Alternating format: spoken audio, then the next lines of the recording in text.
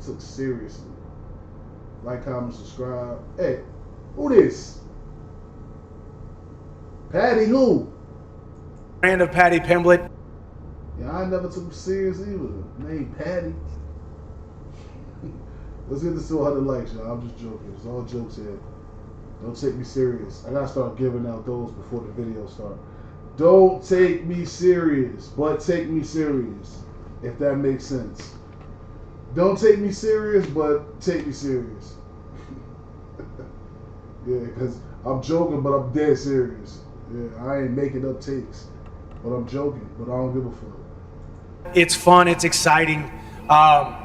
He's a guy who brings it. Scousers don't get knocked out. We'll put his name to the test. He was once dismissed as nothing more than a UFC promotional project. Charismatic and flashy, Paddy looked like no bigger threat than your average amateur. I want a blonde that Paddy. To his opponents, a fight with him seemed like easy money. After all, who would have thought that a guy with a quirky haircut and a that Central C nigga got the braids? Paddy got the braids? What's going on there? Scousers. Shout out to the Scousers. seemed like easy money. After all, who would have thought that a guy with a quirky haircut and a funny accent could even sniff the top 10 of the lightweight division? He's a Scouser. He's just fun. He looks like he's having a good old time when he's out there, and he can back it up. You've never seen your own blood. Can't believe you've actually got a suit on, lad. So what's your prediction then for us? Okay. By submission, knockout, TKO, you see? But what do they have to say now? The fighter nobody ever took seriously has become one of the loudest names in the division. Behind him stand millions of fans, the respect of fighters, and even the very best now call for a fight with him. It's time to break down exactly how Paddy forced the world to respect him, his game, his style, and his name. Pimblett has walked an incredible road to the top, and he's earned every bit of your attention. So sit back, relax, and let me present to you Paddy Pimblett, the fighter no one took seriously. What's your name? Paddy Pimblett. Okay, do you have a fight nickname? My coach calls me Paddy the Paddy Pimblett. Paddy the Paddy. Paddy grew up in Liverpool, a city with a hard edge and a deep love for football. From an early age, he showed interest in martial arts. His father, a fight enthusiast himself, took him to a gym during his teenage years, where Paddy first tried taekwondo. But it wasn't enough. It lacked the brutality, the grit, the blood he craved. And like I started having a little watch of it, and the first one I stayed up and watched live was Belf. I also wanted to fuck shit up. He said, yeah, nah, this ain't enough. This ain't enough. He said, I want to fuck shit up. Taekwondo, but it wasn't enough. Yeah, It lacked the brutality, the grit, the blood he craved. And like I started Fuck some shit up. Chill, Paddy. Paddy's, I'm trying to fuck some shit up, nigga. having a little watch of it, and the first one I stayed up and watched live was Belfort versus Franklin. Belfort knocked him out in about a minute, and I went for a run at like 6 in the morning after it. And then from then on, it was just like, oh, I need to start going here, I need to start going here. The moment he discovered mixed martial arts, Paddy struck gold. He progressed rapidly, showing raw talent and an obsession with the sport. His amateur career was short but action-packed. He had only a handful of fights before running into obstacles. Like most up-and-coming fighters, Paddy struggled financially. He had to balance grueling training sessions with work just to support himself. The lack of money made it nearly impossible to sustain a long amateur career. So, despite being very young, Pimblett took the leap into the professional ranks. His training was brutal: boxing, kickboxing, grappling, and wrestling, pushing him to his physical and mental limits. Paddy had to give every A nigga get you like that, he gonna fucking straight break your fucking arm. See that shit? Yeah, his arm. and wrestling. That shit look like everything. I ain't into all of that. We gonna square up. We gonna get it. Nigga not do all of that. Break your arm and shit. Like, nigga just pull that shit back and just shit gonna be dangling, nigga. Fuck no. pushing him to his physical and mental limits. Paddy had to give everything just to keep up with seasoned opponents. His debut came in the super featherweight division, where he often relied on his massive frame to make up for technical gaps. Amazingly, he was already walking around at nearly 180 pounds, looking far bigger than his opponents on fight night. But that advantage couldn't carry him forever. Riding a 4-fight win streak, Paddy was humbled, losing to basic wrestler Cameron Else in just 35 seconds. Yeah. That defeat became a turning point. Pimblett rebuilt himself into a far more technical fighter. The transition paid off. He quickly became champion in Cage Warriors and full contact contender, setting the stage for the opportunity of a lifetime. Like, I got offered 2 UFC contracts before I actually signed. I got offered the contract when I was 21, and then got offered the contract when I was 23, and I didn't actually sign until I was 26. Really? Yeah. What was the reason for that? I knew I weren't ready, to be honest. We spoke about it with my coaches, and I wasn't. I was still a child fighting men, and I know for a fact if I would have come into the UFC at that time, I probably would have got ragdolled by men, where I was a very small fighter. I wasn't big at all, and I had a lot of holes in my game, a lot of things that I needed to work on. UFC brass weren't blinded by his patchy resume. They didn't see him as a future champion or a top prospect. To them, he was a flashy, entertaining name who could pull fans and sell pay-per-views in the UK. But the Scouser turned them down. Paddy was still struggling with money, and instead of grabbing the UFC ticket right away, he chose to keep grinding in discomfort. That choice forged him into the fighter we know today. He learned to value hard work, to endure setbacks, and to never quit. His self-belief and indomitable will to win were born from those early trials. The true launch point into UFC waters came after a statement victory in a Cage Warriors main event, where Paddy dismantled his opponent and formally declared himself ready to test his skills against the very best in the world. Like, I felt like I had a sense of I had to do it because it was in the Echo, because I was the main event. People had all bought tickets to come and watch me. Know what I mean? So I felt like I had to do it, even though I was injured, and I was that close from winning. Know what I mean? With a rear naked choke. Even though I had one hand. Paddy made his UFC debut with a spectacular victory, living up to the expectations set by the UFC bosses. But the promotion wasn't in a hurry to push Pimblett. The contract he was offered was far from glamorous, and even while fighting, Pimblett get busy. Paddy get busy, I ain't gonna lie. set by the UFC bosses. But the promotion wasn't in a hurry to push Pimblett. The contract he was offered was far from glamorous, and even while fighting on the biggest stage in the world, Paddy still faced financial struggles. You knew it was time to shine, yeah? Yeah, always, lad. It's gotta be. Is that probably the perfect way to debut, you think? Yeah, 100%. That'll run out in 5 seconds, get a flying knee like Masvidal, but yeah, that was perfect. Showed everyone that I can come through adversity as well, because he did catch me with a nice left hook. I need to stop letting people punch me in the face, lad. Because as you know, the UFC starting deal's 10 and 10. I signed for a pay cut at first. My first 2 fights were 10 and 10 and 12 and 12.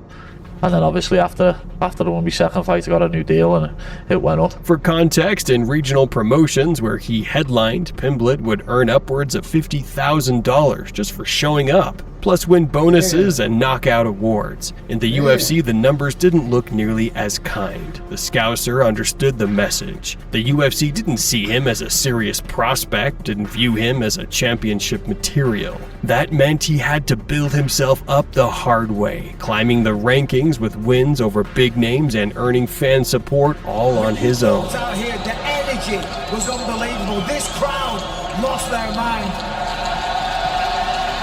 People were rather, I know I'd rather they cry on my shoulder than go to his funeral next week. So please, let's get rid of this stigma and then start talking. One turning point in his relationship with the fans came after his emotional speech at UFC London. Following a victory, Paddy opened up about a painful subject, mental health and self-harm among them. That mostly showed a different side of him and resonated deeply with many. Yet instead of universal praise, he became a target for mockery and hate. Critics accused him of chasing attention, of trying too hard to play the good guy. To them, he was still the goofy kid with a funny haircut, a clown, not a contender. I didn't save anyone's life that. I just said what anyone in my position should say. I feel like people who are in the public eye, anything like that, they should speak about, you know what I mean? Because people do sit up and take notice. Things like that, that's proper close to my heart now because Ricky took his own life. So while Paddy won over a loyal fan base among fighters, he was still a punchline. Every opponent believed he'd crumble the moment he faced a ranked contender. But Dana White, ever the mastermind, saw the opportunity for a perfect play, a move where no one could lose. Paddy Pimblett was booked against a monster of the old era. To any true MMA fan, Tony Ferguson needs no introduction. A living legend of the sport, but Ferguson was in the twilight of his career, stuck in a brutal losing streak, desperate for a big-name fight to remind the world why they once called him El Cucuy. Dana understood the stakes perfectly. If Ferguson stopped his skid against Paddy, he'd reclaim his place as one of the most feared figures in the lightweight division. Your own country doesn't even like you, dude. Lad, just because everyone likes you here, lad, it's gonna be funny when you're on the floor asleep on Saturday night. I don't even fucking care about you, dude. I know you don't. I don't care about you. You're just another obstacle in the way, lad. You care about me blocking you on Instagram. Saturday, lad. That's what you care about. You care about You just another obstacle in the way. the most stupidest shit. No, I I'm don't. worried about everybody else. Lad, you must care because you blocked me. I'm not that much of a little pussy to block someone on Instagram. Nobody would blame Pimblett for losing. After all, he was standing across from a monster. But if the young, unpolished Scouser somehow survived Ferguson's hunt, or even pulled off the win, he'd instantly be stamped as a dangerous prospect with huge upside. Dog, you know it. I'm the boogeyman, I'm El Cucuy. And what you do is when you piss off the boogeyman, you're gonna get relentless back. Tony Ferguson is an animal. An animal. Definitely. He's the scariest guy at 155 in my word. I agree. In my world, because I he don't think so. get tired. Yeah. That Cowboy fight freaked me out. Cowboy looked like Tony had bricks in his gloves. Yeah. His face was all busted up. Tony didn't look like he had a scratch on him, and Tony wasn't even tired. Fighters who take out the legends of their time almost always carve out a bright future. Paddy rose to the occasion and defeated Ferguson, earning his place in the spotlight. Surprised that he got out that first round, lad, yeah. Know what I mean? I hit him. Eddie popping his shit. I was surprised he got out the first round. Must have got the White Iverson. With some punches there, a lot of unanswered ones, and I thought that maybe the ref could have stepped in, but give Mark Smith his due, he's one of the best refs in the world, so, and Tony come back out in the second and third raring to go, so as I say, it could have been stopped, but it never, but I still won every round, and even though I'm a little bit disappointed to get the finish, I am happy with my performance at the same time. But even then, the critics struck again. The very same experts who had buried him before the fight now dismissed the win, claiming Ferguson was too old, too broken, a shadow of himself. Instead of respect, Pimblett received another wave of negativity. The only ones who truly stood by him were the fans, and for Paddy, that was enough. Their love and belief fueled him for even greater achievements. He's a Scouser. He's just fun. He looks like he's having a good old time when he's out there, and he can back it up. So that fight was big for him because that fight moves him into elite. Look at his face. Oh my God. Boy, lad. Status, right? He goes from Jared Gordon, and now, a couple other fights, now bam, Bobby Green, bam, someone's gonna be a big guy. Paddy's victory over Bobby Green was nothing short of phenomenal. He practically put his opponents to sleep, showcasing the massive differences in skill levels. At this point, it was crystal clear Pimblett had more than earned a shot against a true top contender. The hype around the Englishman had reached unprecedented heights. Yet for most fighters, Paddy was still seen as easy money, and like a hungry predator, Michael Chandler pounced on the opportunity. Obviously, we saw how I finished Dan Hooker in 2.5 minutes, and then a couple fights later, back up against the wall against Tony Ferguson, who was ranked. I thrive in these moments, and I believe Saturday night will be very similar to the last two. Coming off multiple losses against top names, Chandler was desperate to prove he still belonged among the lightweight elite. To him, Pimblett wasn't a threat, he was a highlight reel waiting to happen. When I hit people, they go to sleep. I don't need a jingle to try to sell myself. You know who has jingles? Second-rate car insurance salesmen, ambulance chasers, and fast food. I'm the real deal, and the real deal don't need a jingle. But Chandler became the perfect example of what happens when you underestimate Paddy Pimblett. At press conferences, Michael laughed, joked, and boldly predicted a knockout. But when the cage door closed, it was Paddy who stayed calm, focused, and determined. In the end, the only prediction that came true was Pimblett's. You know, everyone thinks that I'm gonna get knocked out because I leave me chin high, but I told you, this chin's made of granite, lad. I'm not getting knocked out. I told you. Leave me chin high, but I told you, this chin's made of granite, lad. I'm not getting knocked out. I've never been knocked out before, but Mike has, and I'll do it again tomorrow or Saturday. And now, Pimblett has become one of the biggest names in the lightweight division. He's in demand like never before. Fighters ranked in the top 10, even the champion himself, are calling for a shot at him. If they put him against Paddy, I think Paddy beats him easy now. From ridicule, hate, and constant doubt, Pimblett has fought his way into becoming one of the UFC's brightest stars. And make no mistake, he's not slowing down anytime soon. The mushrooms and the helmets that he called out Dustin, he called out Justin, he called out Armin, and he called out Charles. Obviously, you train to fight the best, so I'm training at the minute to fight Islam Makhachev, but he mightn't even be the champion by the time I get there, so we're just going to have to see what happens. You've got to let it all play out, haven't you?